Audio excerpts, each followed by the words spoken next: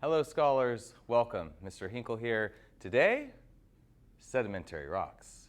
So, sedimentary rocks are formed from sediments that are formed from rocks that were either igneous before, metamorphic before, or sedimentary before.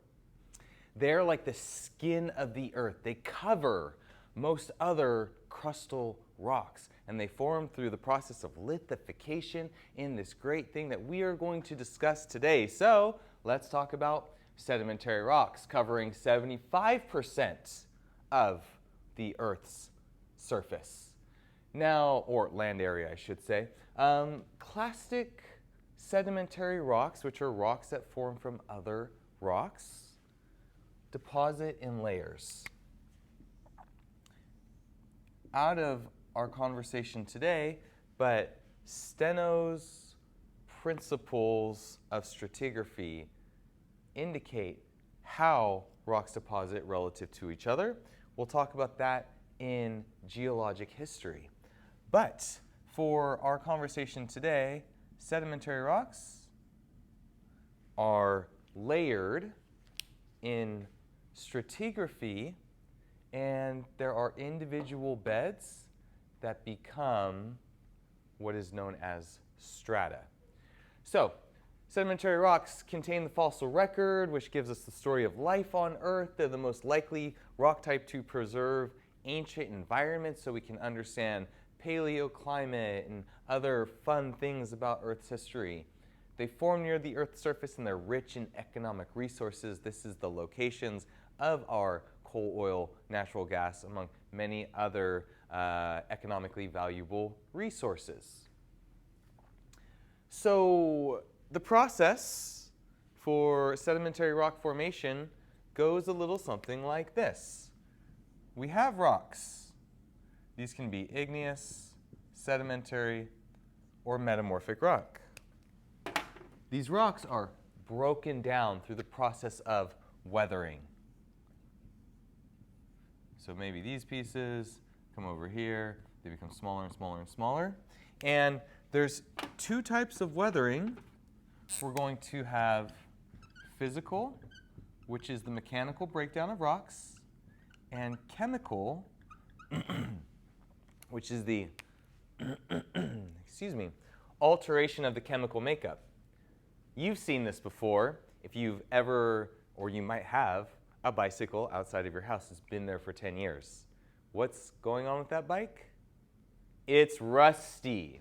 Now, the steel is not a mineral because the steel has been transformed from iron. It's not made by geologic processes, but the process that is happening is reflective of chemical weathering, altering the chemical makeup to something new, dissolving it along the way.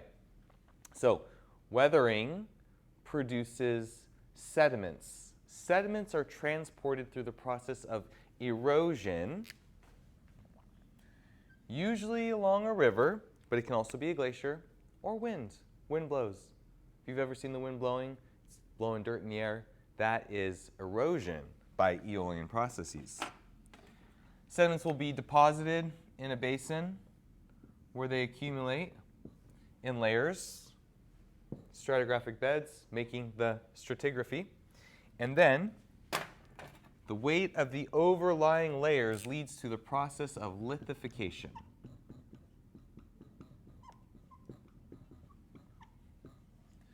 Lithification is how sediments transform into sedimentary rocks. And this happens by the overlying weight compacts. So lithification has two processes involved, compaction and cementation.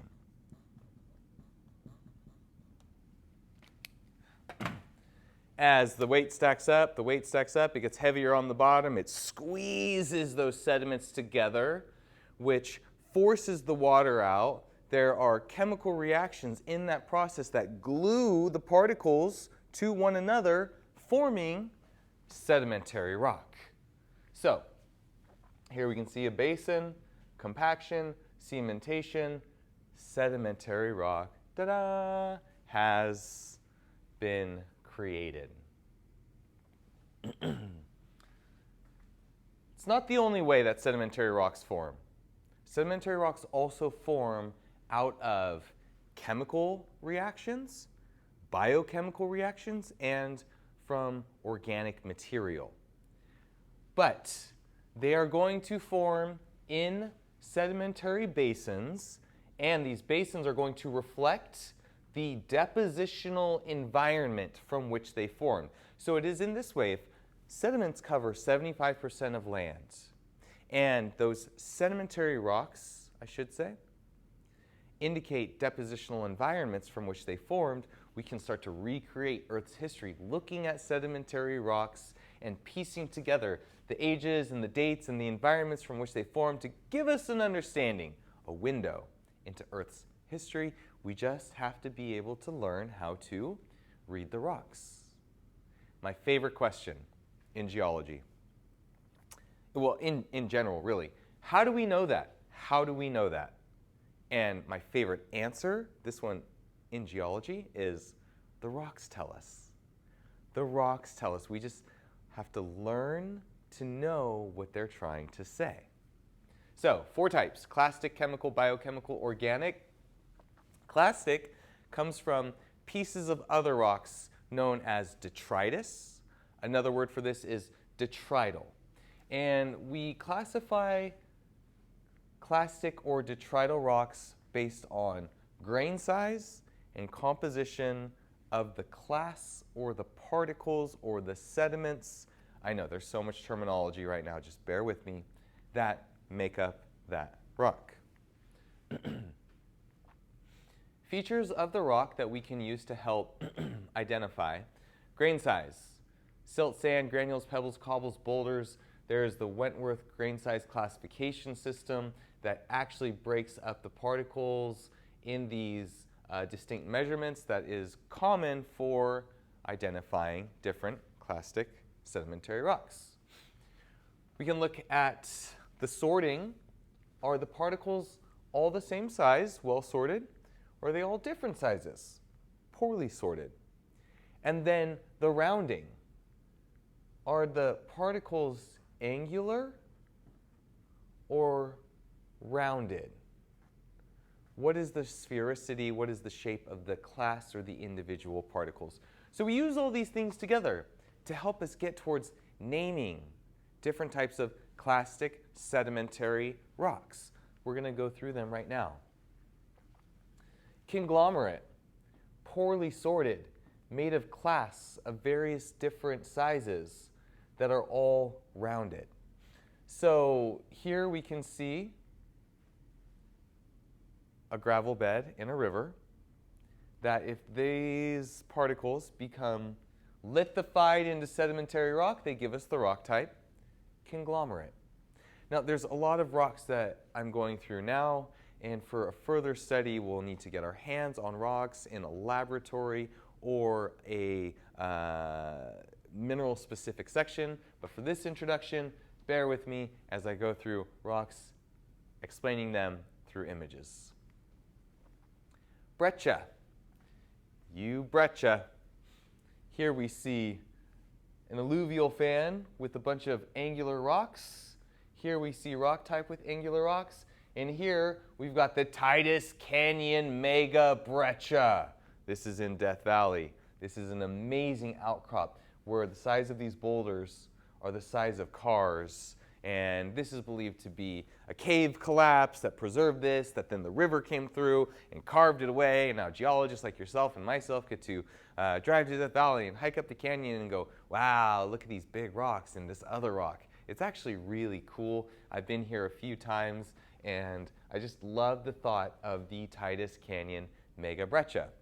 But classic rock, next type, poorly sorted, angular class, breccia.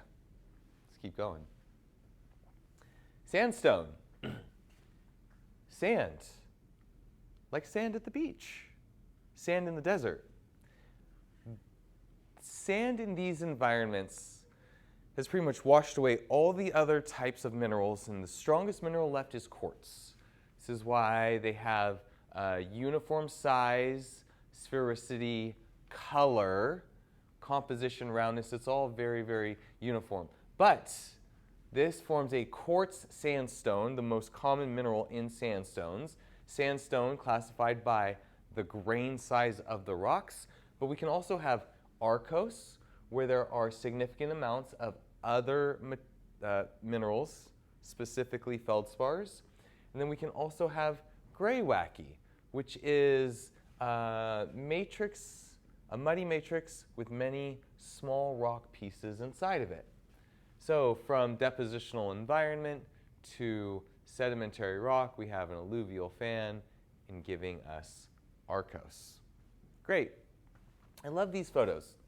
They really show us that rocks are made from environments on the earth, and this is a key feature when thinking about sedimentary rocks. Siltstone is similar to sandstone, except the grain size is not sand, it's silt. Back to that grain size identification. Silts are smaller than sands. They usually form tiny thin bands or layers or stratigraphy. And here we can see a rock with small grain size. Smaller yet, clay-sized particles is going to give us mudstone, and when there is facility to it, then they form tiny little thin sheets, and the rock, same grain size, is called shale. Size of the grains indicates what the rock type is. So we're naming rocks by grain size and composition. Here we go. Clastic rocks. Grain size. Composition. I don't think you can see that. Grain size. Composition. Rock name. These are our clastic sedimentary rocks. Next type. Chemical sedimentary rocks. I love these. These are the tufa towers in Mono Lake on the eastern side of the Sierra Nevada mountains. They are these pillars that grew up in the bottom of the lake and precipitated, and then for socio-political purposes, the lake has been drained. Read Cadillac Desert. It's an amazing book. It talks about how the West got its water, and the LA basin actually became a fertile valley when it was once a desert. But outside of our scope, tufa towers are chemical sedimentary rocks that precipitated from water that was saturated with dissolved minerals. And we know these in a few different ways. So, chert precipitates from groundwater. It has a lot of SiO2. It's got the same chemical formula as quartz, very insoluble at the surface of the earth, and resistant to chemical weathering. Travertine. Travertine makes up cave formations. Travertine precipitates at hot springs. And a hot spring is mineral-rich water that's heated by Earth's internal heat. Awesome. I love hanging out in a hot spring. I kind of wish I was in one right now, but it's fun to talk about them too. So all these minerals have precipitated out of solution. Now, this is the product of chemical weathering. Physical weathering deposits sediments. Chemical weathering, when it deposits the sediments that have been dissolved into solution, we call this deposition precipitation, which gives us these chemical sedimentary rocks. So travertine is the main rock type that forms from the precipitation of calcite. We've got evaporites that happen when you have a pool of water rich with sodiums and chlorides and the minerals halite and the minerals gypsum. You get the rocks, rock gypsum and rock salts, often occurring in dry lake beds when conditions change. You have accumulations of what are known as evaporites. Again, chemical sedimentary rocks. We have biochemical. So bio means life. So rocks that accumulate from life, and I love this. These are the Dolomites in Italy that formed at the bottom of the ocean. They're biochemical sedimentary rocks. These rely on biological processes to extract the dissolved materials out of water. Essentially, biology, marine life, pulls minerals out of the seawater to make their shells. Their shells accumulate at the bottom of the ocean, forming a calcareous or a siliceous ooze that then later lithifies into biochemical sedimentary rocks. And the most common of which is going to be limestone. Primary mineral here is calcite. Lots of fossils because in that process of lithification, the calcareous ooze is soft. And if an animal dies and is trapped and buried, it can be preserved quite well. Dolostone, like the Dolomites, is similar to limestone except instead of calcite being the primary mineral, dolostone or dolomite is the primary mineral. Chalk. The White Cliffs of Dover is on my list of places to visit. Someday we'll have this photo with me on it. But chalk is created from marine phytoplankton called coccolithophores. They are a marine plant and algae that photosynthesize in the ocean, helps to regulate global climate, helps to oxygenate our atmosphere, and does a lot for our Earth. But when they deposit in large quantities at the bottom of the ocean, they can lithify into biochemical sedimentary rock, in this case chalk. Diatoms make diatomite. This list is not comprehensive, but introductory. Have you ever been to the beach and seen lots of shells? That's a thing. Shells on the beach can form together to form a biochemical sedimentary rock known as coquina. Coquina originates from beach sands made predominantly of shells that are then lithified, and it's basically a rock that looks like it's shells glued together. It's really cool, and it's biochemical. Micrite forms from fine-grained limestone, microscopic calcite mud. Hard to identify what it is, but it fizzes in acid, which is a good test, hydrochloric acid. Calcite is reactive to diluted hydrochloric acid. So we can use that to test different types of minerals in different rocks. Micrite is one of them. Okay, so that's been 3 of the 4, clastic, chemical, biochemical. Let's talk about organic. Really what we're talking about here is the transformation of carbon-based life forms on land from peat to lignite to anthracite to bituminous coal. Coal is an organic sedimentary rock that happens through burial, compaction, and the process of diagenesis, the transformation of organic material into rocks. So, classification.